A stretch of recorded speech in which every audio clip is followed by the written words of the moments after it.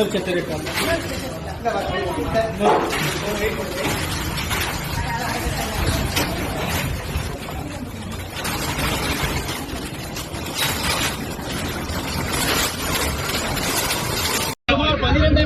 அளவில் 3 நபர்கள் எனது சித்தப்பா மணிகண்டன் என்பவரை, அதாவது அந்த பாப்பா தான் கம்ப்ளைண்ட், எனது சித்தப்பா மணிகண்டன் என்பவரை எங்கள் தோட்டத்திற்கு அழைத்து வந்து எங்களது பனைமரத்திற்கு ஏற சொல்லி வற்புறுத்தினார்கள்.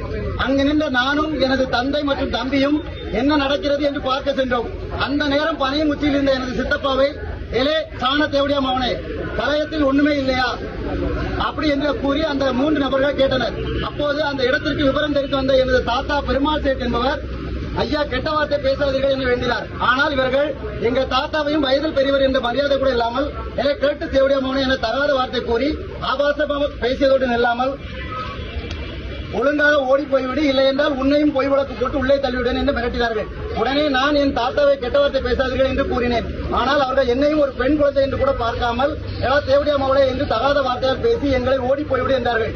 இதை பார்த்த எனது தம்பியையும் ஏழை புண்டாமோனே குடும்பத்தோடு உங்கள் அனைவரையும் உள்ளே தள்ளிவிடுவேன் என்று மிரட்டியது மட்டுமில்லாமல் கீழே கிடந்த கம்பை எடுத்து அடிக்க முற்பட்ட போது மரத்திலிருந்து இறங்கி வந்த எனது சித்தப்பா மணிகண்டன் அதை தடுத்து எதற்காக குழந்தைகள் அசிங்கமாக பேசுகிறீர்கள் என்று கேட்டார்.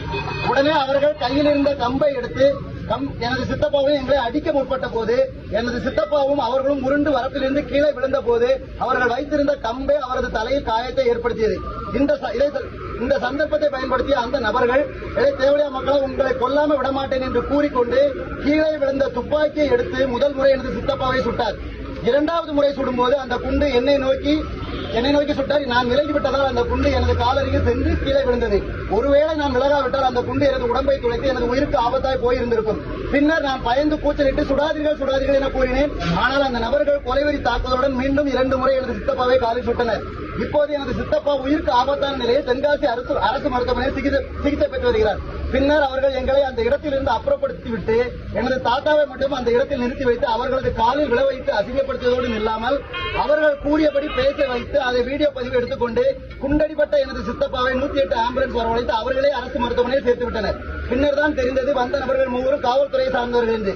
இவர்களின் நடவடிக்கையினால் நான் மனதளவில் மிகப்பெரிய அளவில் அழுத்தம் ஏற்பட்டு பயத்தில் உறைந்து போனேன். ஆனால் மேற்படி எதிரிகளின் செய்கையால் எனக்கும் எனது குடும்பத்தாருக்கும் உயிருக்கு அச்சுறுத்தல் ஏற்பட்டு அவதியுற்று வருகிறோம். எந்த ஒரு ஆதாரமும் இல்லாமல் எங்களுக்கும் எங்களது குடும்பத்தினருக்கும் துப்பாக்கியால் சுட்டு அச்சுறுத்தல் ஏற்படுத்திய, அவதூறாக பேசி கொலை மிரட்டல் விடுத்த மற்றும் கொலை முயற்சி செய்த மேற்படி நபர்களின் மீது உரிய சட்ட பிரிவுகளின்படி வழக்கு பதிவு செய்து உரிய நடவடிக்கை எடுக்க வேண்டி தாழ்மையுடன் கேட்டுக்கொள்கிறோம். இப்படிக்கு பாப்பா பிரதிபா அவங்க